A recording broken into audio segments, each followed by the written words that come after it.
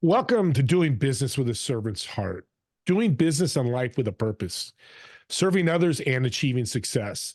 I'm your host, Steve Ramona. We created this show for you because we want everyone to learn how to do business and life to make an impact in the world. I want you to think about how you're going to serve today and what impact will you make. My guest today is a well-known guest, but you know what I'm more excited about? He's got celebrity, he's done some great things, but his mission is to empower over 1 billion people to be happy. The simple thing being happy. David, welcome to the show. Thank you so much for having me. I could not think of a more aligned platform. When I saw this on my calendar, I was super excited because any opportunity I have to meet someone like you that I know will be one of what I call my 1,000, the 1,000 people to empower 1,000, to empower 1,000, 1,000 times 1,000's a million times 1,000's a billion, to do three things. And Steve, this is what excited me. I teach people to be happy, but that's a very generalized, misunderstood label. And I believe that labels are for shampoo. And, pretty soon I won't need any shampoo. But moreover, I think that being happy entails three things in the real world. One, being able to make a lot of money so you can help a lot of people and have a lot of fun, enjoy your journey. And I have found through, as you mentioned, all the billionaires, millionaires, entrepreneurs, celebrities, athletes, and entertainers in my life, that the commonality of making a lot of money, helping a lot of people, and having a lot of fun is the key secret to success. So I'm excited to be here to help pour into you and the community on the best ways that we can help people do all three of these things. Love it. Abundance is so important. You have abundance, you can share abundance with others. Now, in the notes that I read, it looks like you lost everything. Did you have the shame of failure and your self-worth? And how did you overcome that?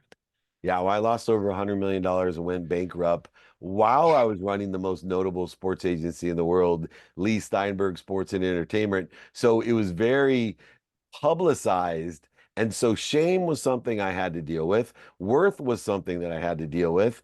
But what I really had to deal with was learning to take stock in who I was and what I wanted to become. You see, I had been born into the world of not enough, where I was a victim, punished with a single mom and 6 kids and never had enough of anything, which led me to a world of just enough, where I would buy things to be happy, buy more things if I wasn't happy, buy different things if I wasn't happy. Steve, I would buy things to impress people I didn't even like. It was ridiculous. But for marrying the most amazing woman and having the most amazing mom, and understanding that these two people were the only two people telling me the truth, that I had lost my way, and to take stock in myself, I would have never been able to understand a philosophy that so many people misunderstand. And here's the philosophy. We all believe, and it's true, by the way, that the more we give, the more we receive. But here's the problem. Nobody's teaching, and I am, by the way, that the more we give, the more we are given. But if you don't learn to receive, you will receive less of what you're given. You will have less. You will live in a zero-sum game, buying stuff you don't need to impress people you don't like. And you will spiral, no matter if you have 100 million, 10 million, 1 million, or 10,000, to zero, because it is a zero-sum game if we don't teach people to receive. And the only way we can teach people to receive is to teach them I am, not this is what I want people to think I am. I am happy, I am healthy, I am abundant, I am infinite. And I have to figure out what I'm doing to interfere with it, not try to get more of it. And in this premise, through daily practices and an execution model, and in the books that I provide for free, which I am going to ship and pay for the books for your entire community. And you'll put my email in the notes, david@dmeltzer.com, to empower people with abundance, with the infinite, all-knowing, abundant, unified system that has more than enough of everything for everyone. You just got to learn to receive it. David, you're speaking my language because that changed my 2023. I've been serving for 20 years and I've never made any money. I never grew, but I helped a ton of people. Yep. And a guy that's, very wealthy like you, successful, told me the infinite loop. You're giving Steve, you turn them into takers because they want to give you something, you say no. So, audience, what David just said, please take to heart because I did it and it's changed my life. Yeah, and remember, this is the infinite loop, right? So Yep. if write the sign for infinite right there, it speaks for itself. Res ipsa loquitur, that which speaks for itself. The infinite loop is the more I give, the more I'm given. I need to practice receiving more so I can give more, ask for even more. Now I have more than more. I can give more than more, receive more than more, and et cetera, et cetera. Instead of living in a zero-sum game like you did for 20 years, and I did, cost me over $100 million, that zero-sum game, I live in a value-add world where giving, receiving, and witnessing giving and receiving is adding value to everyone in an infinite loop that's unified system of more than enough. And you have nailed it, Steve. Thanks for living the proof. No, thank you. It's just reiterating it. It's good to hear over again. I don't want to give out the whole book, even though you're giving it free. I want people to read. But what somebody's listening going, I love what you guys are saying. What's my first steps? Yeah, so the first step is to practice. When people say, I want to get better at this, Dave, I want to progress in this, Dave. Well, number one, the premise of progress is that you as human beings, we as human beings, I should say, we're incapable of understanding and knowing progress. So what do? We grab on to results and outcomes. We'll be happy when, we'll be successful when, and we attach all our emotions to outcomes. And so when the results that we get each day are not parallel to the outcomes because we can't understand or know the outcomes, we get discouraged and we quit. So what I want you to do, and I'll send this with the book too, I have 5 daily practices that allow us to have the appropriate behavior to align with the results that we want or better. So rest assured, Steve, when I went bankrupt and I had to go walk to my mom's house, the only reason I wanted to be rich was to buy my mom a house and a car, right? Now I have to go tell my mom I lost everything, but worse, I forgot to take my name off of the title of her house, so I lost her house. Oh my God. Yeah. I was not thinking, wow, this result of all my good behavior is protection and promotion into a better life. I will tell you that day in tears, I was thinking, why am I being punished? What did I do? But I have transformed that paradigm by knowing the only thing that happens instantaneously from good behavior is good progress. And the only thing that happens from bad behavior is bad progress. And so in order to shorten the distance between my behavior and what I want in my life or better, I need 2 things. One, wisdom. Wherever you get that wisdom, surround yourself with the right people and the right ideas. We're so blessed to have an amazing, total addressable community of wisdom that we can get for free. It's unbelievable. And the second one is the one that most people have problems with. It's faith. In order, because we don't understand or know outcomes, that when you lose everything like David Meltzer, or you lose a deal, or the relationship doesn't work out, or somebody lies to you, cheats you, manipulates, oversells you, whatever it is, you have to have faith that your good behavior has created an outcome that is protecting, promoting, and loving you, that it's actually progress. It may not look like it, but as it evolves and you learn more, you will see that some of the most difficult struggles in our lives are propelling us, protecting us, and promoting and loving us. So for me, faith is so important. And I don't care what philosophy, theories, religion, or spirituality you believe in. I believe your faith, whatever you define it or label as, needs to be one that there's something bigger than you that loves you more than your mom.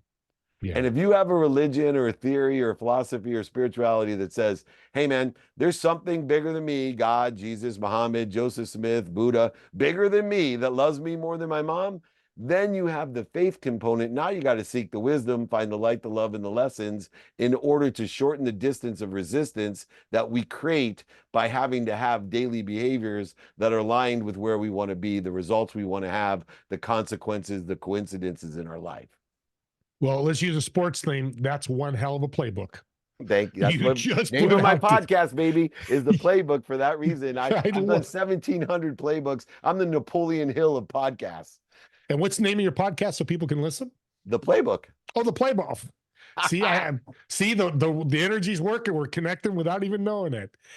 And I love you talked about your wife. I love my wife, and Oh, and our partners are important. And in your story, you said your wife saved you. She told you were no longer inspired, passionate about something, which was the catalyst for you to go back on track. Did you think someone could check themselves today to make sure they're back on track? wow.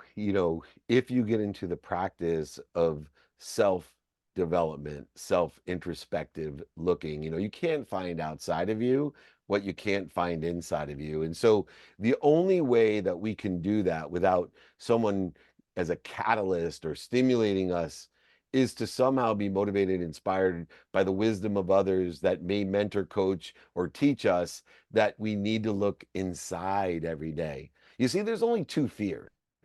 There's fear inside and fear outside. There's fear of the past, which exists inside of us, and fear of the future, which exists outside of us. And so, by looking and having an introspective perspective, by looking within, we can actually not only see what's outside of us, but actually manifest or give meaning to the past to align with a better future. We can actually give meaning, the only limitation of our self, the meaning we give our past, into a trajectory that aligns. So, for example, some people have committed suicide for losing less money than I've lost. Mhm. Many people have committed suicide by losing everything, whether they had 10,000, 10 million, 100 million, or a billion.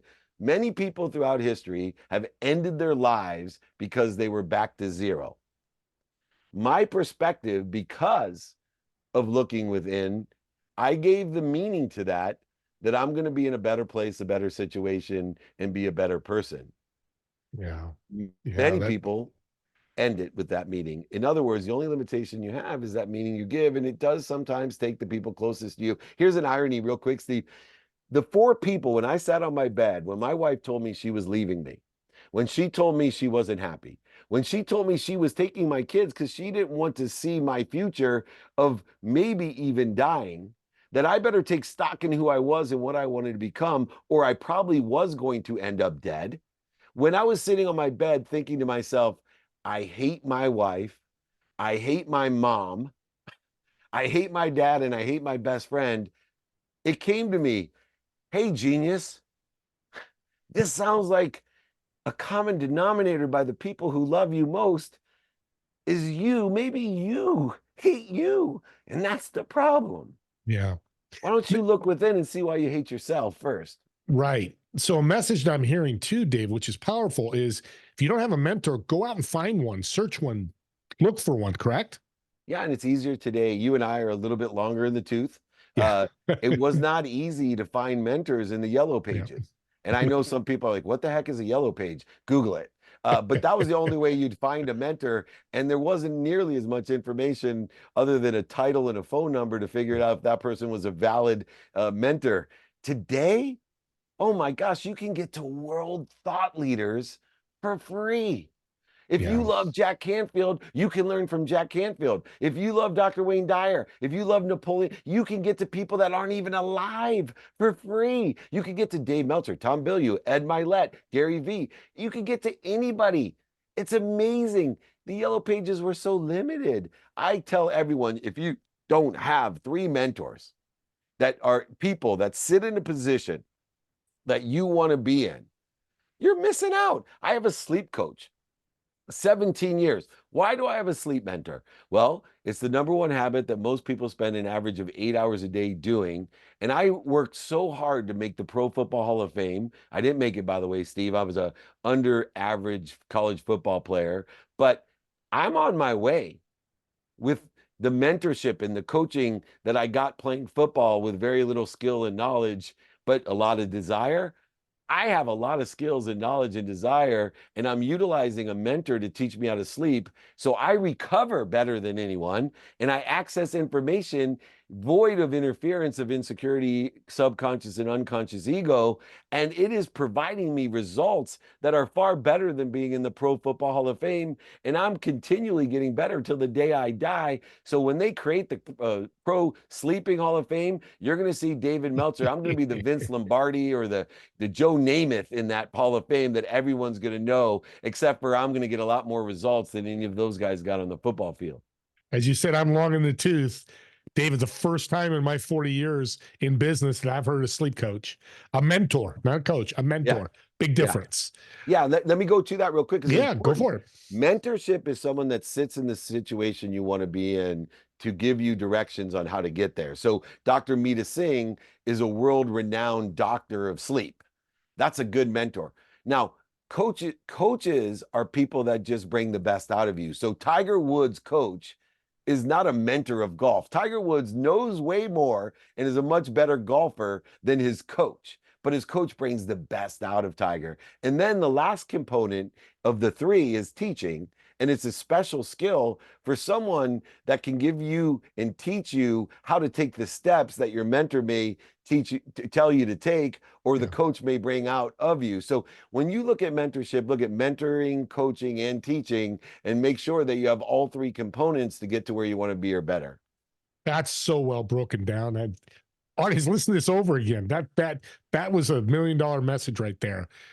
And that leads to servant leadership. This is doing business with a servant's heart. And I appreciate your happiness. What are the characteristics you see in a servant leader? Yeah, a servant leader is an intelligent follower.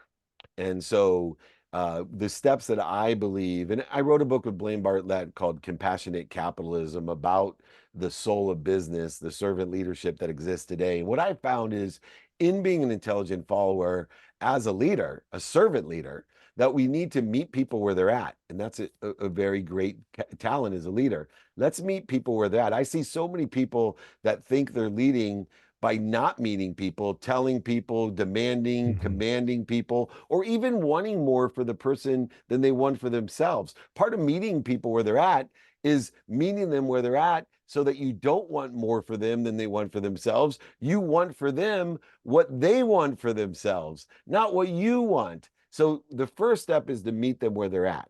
Then, in order to get them to the next step, let's go ahead and give them the tools, empower them with gratitude to give them the light, love, and lessons to get them to where they want to be, not where you want them to be. Let's empower them with ease or forgiveness or empathy so that they have less interference. Let's empower them as servant leaders with accountability to learn even more lessons through three accountable characteristics: responsibility, attraction, and participation in perception. If we can teach them to be responsible for everything in their lives, attract everything in their lives, and participate in the perception of what they have to learn from them, they then will learn the last characteristic of servant leadership, which is effective communication, which is to be able to effectively communicate to the people in the community of people who want to help each other and know people that can help each other, and communicate with that omniscient, all-powerful, all-knowing source that loves them, protects them, promotes them more than their mom.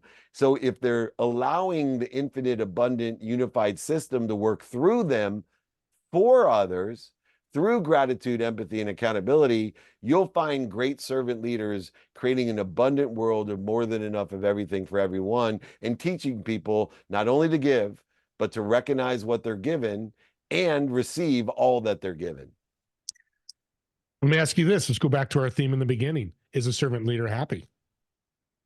Servant leaders are only happy if they learn to receive, because a servant leader will give plenty. They'll be given plenty. But I think you yourself have gone through a transformation of understanding the importance of, because you've always been a servant leader, but you won't be truly happy until you learn that the giving, receiving, and witnessing, the ability to receive more so you can give more, is usually the missing chromosome of happiness within the context of a servant leader. Yeah. And we're running out of time, but this question is so powerful because it leads to, you lost everything. How does one create action to overcome fears of starting something new and ignoring their inside voices. You lost 100 million. It's easy for you to go, hey, I'm going to work at Walmart and be a greeter. I'm scared. I'm Yeah. fearful. How do you overcome that? Yeah. Well, I call it the stop, drop, and roll.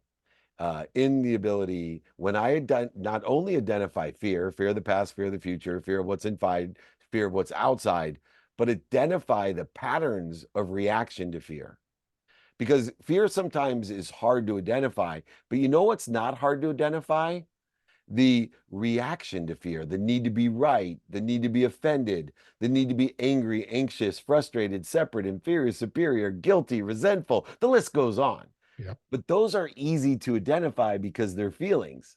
And so what I've learned is to identify fear through the reaction of fear. And when I identify fear, instead of trying to resist it, go over it, under it, through it, around it, lie to it, manipulate it, cheat it, and deny it, all things that I did for, like you, over 40 years, I remember what my mom said to me, David, if you ever catch on fire, and one thing I know about those reactions to fear, they put our mind, our body, and our soul on fire. She said, David, if you ever catch on fire, you got to stop, you got to drop, and you got to roll. So what I learned to do when I lost everything was to identify my reaction to the fear. And when I was on fire, mentally, physically, and spiritually, instead of resisting it, going over it, under it, through it, around it, lying, manipulating, and cheating and denying it, I stopped. I breathed through my nose and out through my mouth. I dropped down to center, into peace, into in spirit, inspiration. And then I reminded myself, I recollected myself, I remembered myself that I'm part of a unified, abundant, infinite system, an omniscient, all powerful system that loves me, protects me, and promotes me. And I rolled in that direction of what I wanted, not what other people wanted, not what other people thought of me, but what I am. And the more I rolled into what I am, the more I could give, and the more I was given, and the more I received. And it soon and quickly allowed me to make more money than I ever have, help more people than I ever have, and of course, have more fun, which made me happier than I've ever been. That's why I wanted to come on Doing Business with a Servant Heart. This show was made for people like you and I and our community of people that need help to clear the interference between them and their potential. Please, everyone, reach out to me. I'm happy to be a servant leader to you and to you, Steve, as well. Thank you for the opportunity to be here. You're welcome. And let's go over real quick. How can they get the book, the free book? Yeah, email me directly, david@dmeltzer.com, and I will pay for the book. I will sign it, pay for shipping. So there's no, quid pro quo transaction. It's an abundant effort to empower others to be happy. I'll send the 5 daily practices as well, along with the book. Email me, david@dmeltzer.com. Please, everyone, remember, be kind to your future self. Continue to do good deeds. Thank you, David. This has been a powerful podcast. I thank you for your time. I know you're a busy man, but you've done some great things and you'll keep doing them. Thank you, everybody, for listening. As I always say, listen to it a number of times to get these incredible tips that he put out there. And don't forget my TV show, Fridays at 2 p.m. Pacific and 5 p.m. Eastern. Don't forget to leave a review, leave us a comment on YouTube channel, and we'll see you all in the next episode of Doing Business with a Servant's Heart.